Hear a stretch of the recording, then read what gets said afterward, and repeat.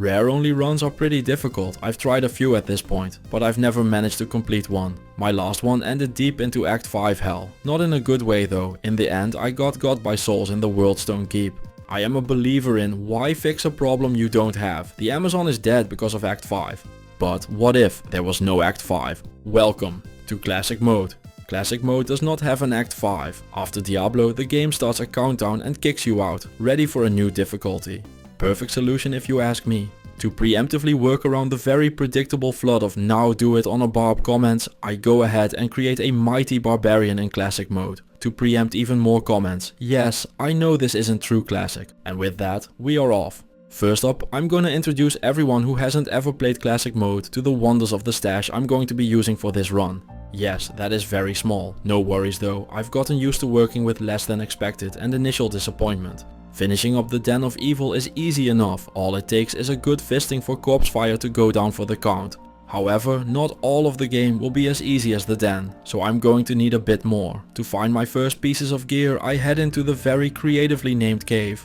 I run through level 1 of the cave as fast as I can, cause in the second part of the cave is what I want, a golden chest. Before clicking on it, I put the player count as high as it will go to get as many items as I can from the chest. I'm expecting to get only magic items from this chest, cause my plan is to sell them for gold and gamble for rares. The chance to gamble a rare is 1 in 10, so depending on my luck it might take a while, but this strategy is guaranteed to get me a rare weapon. However, I end up getting lucky just a couple of runs in.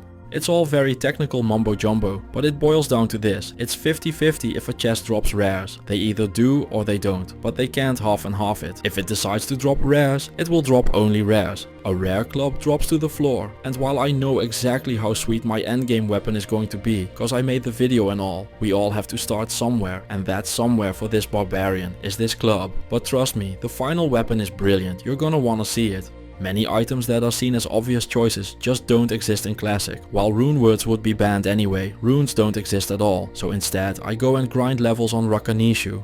One of the things about a barbarian is that you always need to be on top of your weapon. You also need to make sure you have a good item to swing with. So after just a few levels of grinding, it is time to go gambling for Morning Stars. I end up gambling Loathbar, the rare Morning Star. It's pretty shit, seeing as how it's a level 5 item, but better than being unarmed. Now I have 2 weapons, which allows me to use double swing, and while I have other plans for Nightmare and Hell, this will be my skill of choice for normal. In the barracks I have a light-hearted discussion with the smith about how 2 weapons are better than 1. He seems to agree, so as my prize I take his hammer. The first close call happens in the catacombs level 1. A group of dark ones overwhelms me and gets me down to 20 health. I was already healing thanks to potions, but the level up I get during the fight clutches it up and I take down the shamans. To the surprise of absolutely no one, once I'm doing a rare only run, the great items start dropping immediately. In the catacombs level 2, a set light belt falls to the floor. This is Arctic's Binding, a set belt with 40 cold resist that seems better than the literal nothing I am currently wearing. However, it dropped one video too early to be relevant, so to Akara it goes. I also give Charcy the Horadric Malus. I don't use my imbue quest yet though, cause I have a cunning plan for which I am going to need it later. Now though, it's time for the Andariel fight. I have 242 health, so I can just walk up and tank her poison while double swinging away at her. At her death, she drops me heavy boots and an amulet. The amulet is nice and all with the 11 fire resist, but the boots are the star of the show here. They turn out to be the most godlike early game boots I could have dreamed of. 10 faster hit recovery, 15 attack rating and a nip of dexterity to make sure I keep hitting things. But look at that, it rolled tri-res with all the ones you want. 10 each in cold, lightning and fire. A beautiful start to the run. I decide to farm her to make sure that I'm not going into Act 2 naked. During this, she drops another tri-res item. This time it's a ring mail. A dark one ends up dropping a unique small shield, cause of course he does on the rare only run. It's the Umbral Disc, which I would have loved to use for its hit blinds target, dexterity and life. Next up, Andariel drops a rare mace, which is going to become my second weapon. With all the gold this has gotten me, I also go ahead and gamble a belt. My next upgrade comes in the form of an amulet, 19 lightning resist and 16 fire resist. Yes, please. Spinehorn the Grim over here decided to really rub in that this is a rare only run by dropping a unique mace.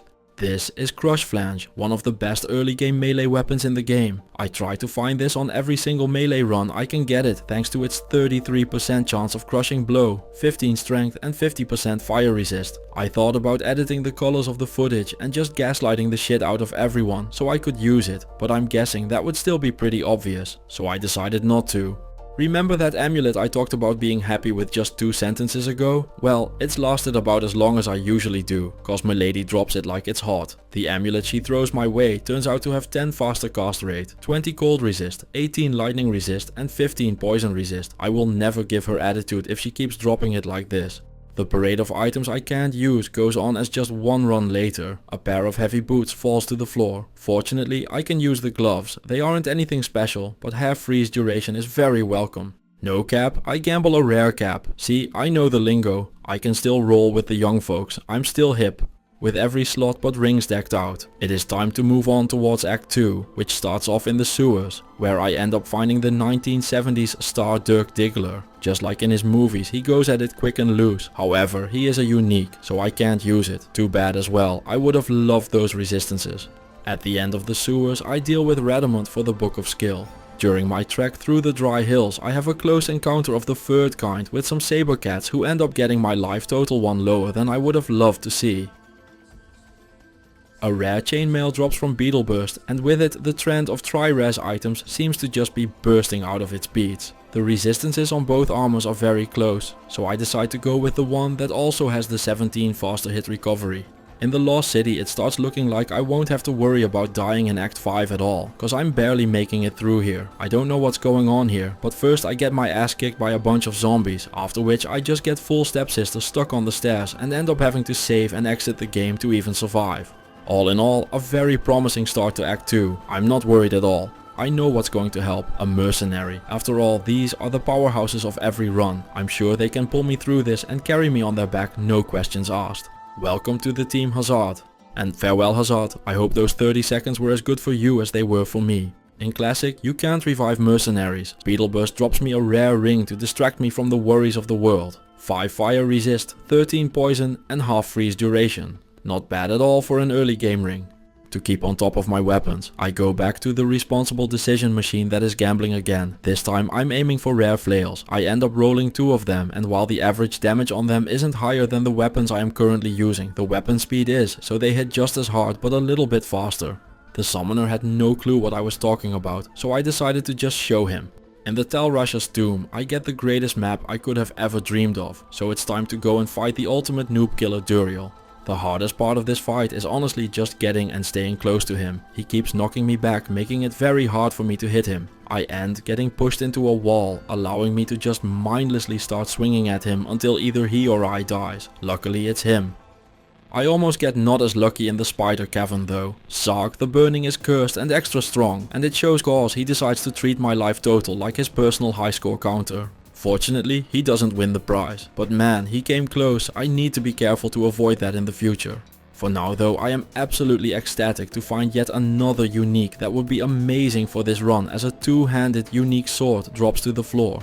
Shadowfang here is a 100 enhanced damage, 10 to 30 cold damage, 9 dual leech, 20 cold resist sword. That is beautiful. Would be a shame if it was a unique that I can't use.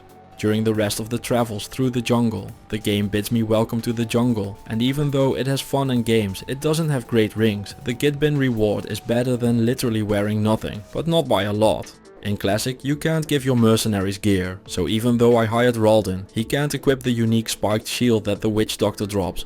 Not that it would help him. Swordback Hold is intended for early game Smite Paladins. After blessing the jungle with nothing but the finest of jokes, a crowd has gathered in Travincal. I do my victory lap past them as they take up their grievances with Raldin, who goes Rallin on them and promptly dies.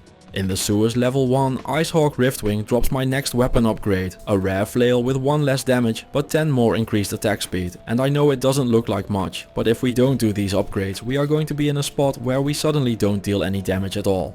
Questing on throughout Act 3, I get the impression that I might need to work on my survivability at some point, when some walking trees dip me below 100 life yet again. I lure the council members out of the building to fight them one by one. As my reward, I get to swallow my tears while I get rid of yet another weapon that I would have loved to use. I'm also just not going to mention the ring that I would love to find the combo for as well. As far as I am concerned, the Angelic's ring does not exist. There is one way to close call during the Mephisto fight, but besides that, nothing too special happened. I'm using maces, so none of the weapons he dropped matter to me. The trend of finding items that are way better than what I am using continues on while gambling with Jamela. 30% lightning resist gloves. I would wear those till the end of the game and never look back. Instead, I quickly wipe yet more tears on them while no one is watching, pretend I had a dust bunny in my eyes and sell them back again. What helps out quite a bit is that I do end up getting an upgrade in the form of 16 cold, 10 fire res gloves with 15 magic find. I start off Act 4 by saying hello to Isual. It doesn't seem like he's missing me, I sure do miss him though. Despite my 75% chance to hit, it's like swinging at the void. At this point my build feels, let's say it nicely, suboptimal, and like my old boss used to tell me, there is room for improvement. To put it more bluntly, I am getting my ass kicked. I end up almost dying multiple times to the traitor during this long ass fight. In the end, I can at least be happy the drops were worth it. Yeah, no, this is really going south fast. In the city of the Jean-Claude Van Damme, the Stygian dogs are just having their way with me like I'm some sort of blood sport for them. My life total is just consistently low, which is a disaster for a run like this. Even though I really like snorting the fine line of safe and responsible playing, even I can't admit that if you hang out this low in your life bulb for so long, it will end poorly.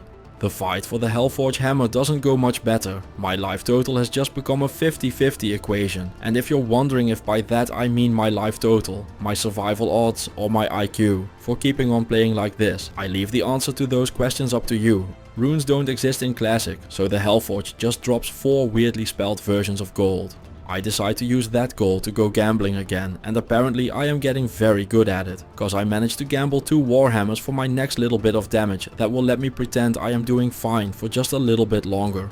Most of the Chaos Sanctuary ends up going surprisingly well. That is until I hit the Infector of Souls. Thanks to him being extra fast, I have to be very careful about how I'm going to kite him around. In the end, I think I managed to make my panic running and praying for the best look like a true professional strategy, which I from here on out will claim it was. Totally coordinated, highly planned and professionally executed, exactly how we are used to doing things here on the channel. Diablo starts off the fight by throwing wave after wave of lightning at me, which means I can't just run in and hit him. First thing I need to do is lure him out of there. I end up doing this by very manly running away in a controlled circle until he can't resist wanting to slap me. From here on out, the rest of the fight is mostly a waiting game. I have to wait until Diablo's attacks finish and I am able to punish him. At which point I run in, hit him once and run out before he electrocutes me into a crisp. The entire fight ended up taking what felt like forever, and in all honesty was tediously slow. If my footage of the run is to be believed, I ended up taking almost 10 minutes on this. Luckily, thanks to the power of editing, you guys get to skip all that as we move along to his death, upon which the main part of the screen goes black and white, starts a counter and kicks us out so we can start on Nightmare. In Nightmare, your resistances go down, in the mode of the game most people play, which is to say, with the expansion. It goes down -40, however, in Classic it only goes down -20. It works the same in Hell, but I'll talk about that when we get there. In the Nightmare version of the Den of Evil, Corpsefire decides to return the favor as he wants to fist me to death. Fortunately, I managed to decline in time and survive to live another day. He does end up dropping me yet another Warhammer, which keeps the small upgrade train going and flowing. I wish the game would stop being relentless sometimes so I could catch my breath, but no such luck. During my travels I wanted to go to the Dark Wood, but in the end I decided not to, because it is a dangerous and silly place. The town of Tristram hosts a weird looking old guy that I decide to save despite him wearing only a robe. The ring I get as a reward has attack rating which I desperately need, fire resist and poison resist. All in all, it's 20 gold too high in its sell value to get 2 funny numbers, but I think I can get over that. At this point my fire and poison resist are starting to look decent enough, but I really need some cold and lightning resist. Cold can be fixed with thawing pots if need be, but oh boy, that lightning res is barely legal. In the Tower Cellar level 1, it becomes painfully obvious that my old boss was right and there is room for growth. I'm hardly able to even make it through the first door, and I have a bunch of near death moments even trying to get through the first level of the area that I'm not even supposed to be in, cause runes don't even exist. But my logic here was that this will have a lot of strong monsters for me to level up on, cause as you can tell from the footage, I obviously need it. I mean, I wasn't wrong, but this isn't it. In the end, I have to escape and run though, out of pure bravery of course. Instead, I go gambling again. I end up with a plated belt with more fire resist. I would have liked some of the other resistances. I know I shouldn't complain either way, but I'm going to. I head back into the tower for some more experience grinding. And what can I tell you? It was definitely one of the experience grinding sessions of all time. I don't know where the smith is, but him not being there means it's hammer time for me. Just like in normal, I'm going to save the imbue, cause I still have that thing I didn't talk about earlier but mentioned to keep you engaged in the script from earlier. I would never repeat that kind of story writing though, so no worries. The rest of Act 1 went just as smooth as you would expect, nothing but the finest of high octane, freshly buttered, surgically executed gameplay. Don't worry about that save and exit, it didn't happen. Even though I like being on the edge, I think that I should head back into normal to level up. The Diablo fight went smooth, so I decide to go and hit him up a few more times. It went about as reasonable as you expected, but the experience was pretty slow, so after a couple of near deaths and an experience shrine, I realized that I had been missing the obvious answer. In normal, I tend to grind Rakanishu a lot, so why not in Nightmare? Oh yes, that would be why. In the end, nothing really mattered, and the solution turned out to be to just farm a boss pack that happened to randomly spawn next to the Cold Plains waypoint. I ended up hitting level 30 on Rakanishu, which means it is the moment everyone has been waiting for. I am going to use my first imbue. I decide to use it on a partisan, and all I'm hoping to do is to roll as much damage as possible on it. It ends up rolling 40 to 89 damage, attack rating, life leech and 1 mana after each kill. This pleases me greatly. It does need 113 strength and 67 dexterity, so it's time to go and do my respec. Stat wise, I do the old faithful strength and dex for gear and rest into vitality. Skill wise, I go into polearm mastery and the one of wonders we are all familiar with, because I'm gonna go ahead and assume that 280 life isn't enough. I also go and spec into battle orders. For the rest of the Warcries tree, I also go and pick up the Battlecry skill. This makes monsters deal less damage and makes it easier for me to hit them. It only needs 1 point to be good though. I put a point into Berserk to deal with physical immunes in the future and put a point into my main skill for the rest of the run. A lot of things changed between Classic and the expansion, and one of those things is Whirlwind. In the expansion, Whirlwind hits just a couple of times per second, which results in it being a huge snooze fest and just sadness incarnate damage wise. That however is a result of over nerfing it, cause in Classic it deals damage per frame. Diablo 2 runs on a 25 frame system. So yes, that does indeed mean that this attacks 25 times per second. Does that sound broken to you? Cause it sure does to me. Allow me to demonstrate. There you see Rakanishu, who was a hard fight. And now you don't see Rakanishu. I also needed to sneak in to grab the hammer cause the smith scared me. He doesn't anymore. With my newfound power, it is time to retry moving through Act 1. It starts off with the jail level 1, dropping me some rare heavy boots with 20 faster run walk, 10 faster hit recovery, 17 cold res and 36 lightning res. Perfect, those are the two I needed. Those combined with my point into natural resistance cleans up my resistances nicely. I wish every run had res like these. Whirlwind shows off just how broken it is again in the Andariel fight. Just a couple of whirls and down she goes. No problems, no worries, just loot. This is the good life.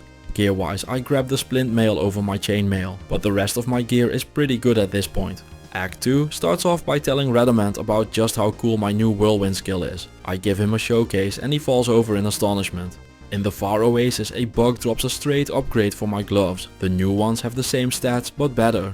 The rest of Act 2 goes swimmingly. I can just whirlwind my way through everything. The Claw Viper Temple and the Maggot Lair just take a couple of whirls and for the first time of the run, I actually feel safe.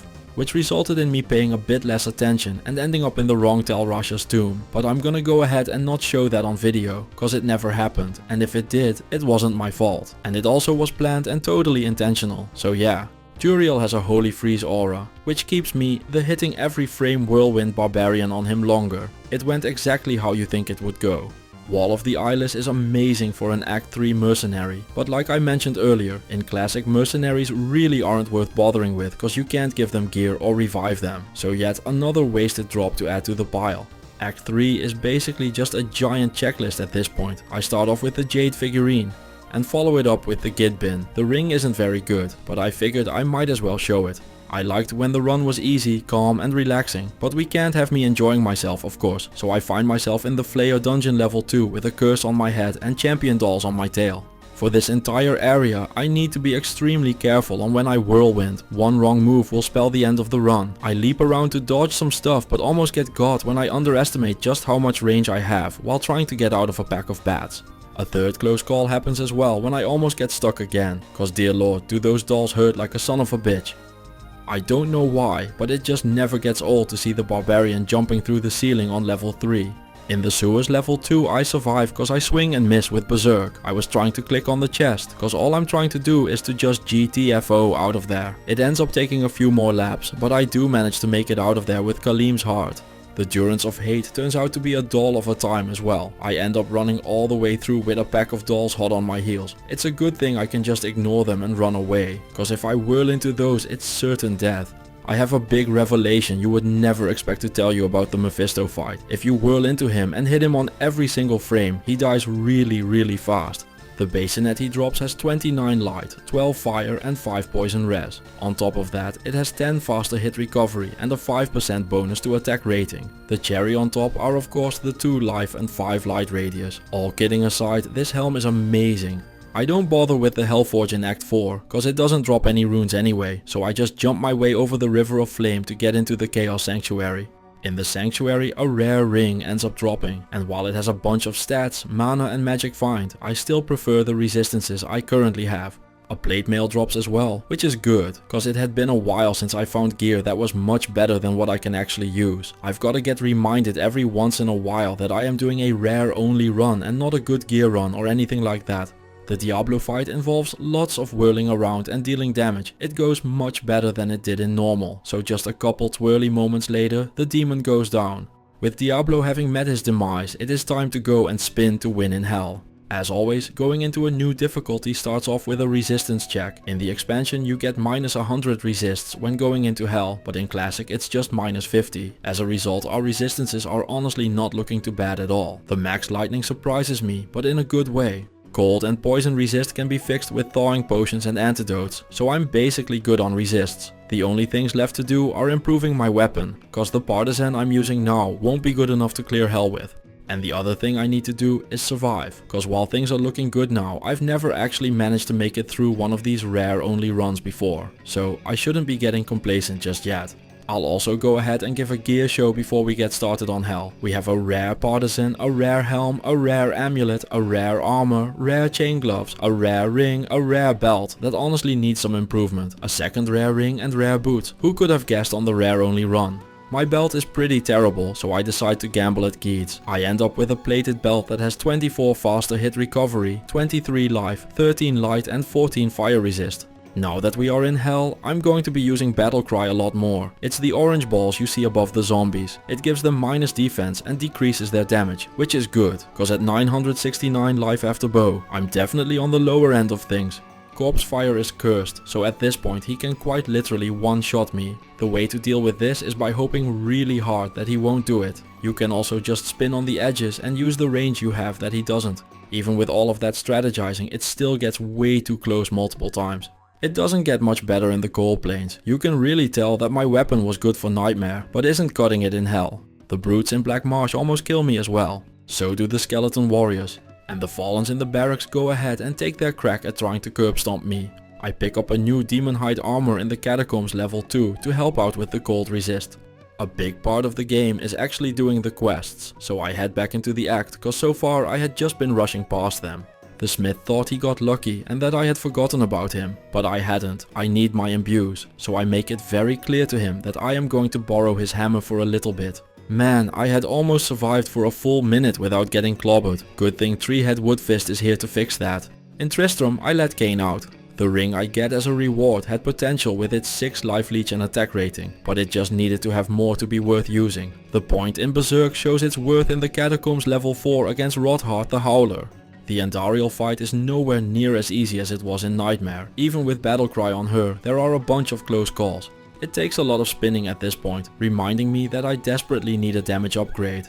In her dying moments, she decides to help me out. A rare Grim Scythe drops to the ground. This turns out to have 51 to 121 damage and both life and mana leech. This thing is a massive upgrade.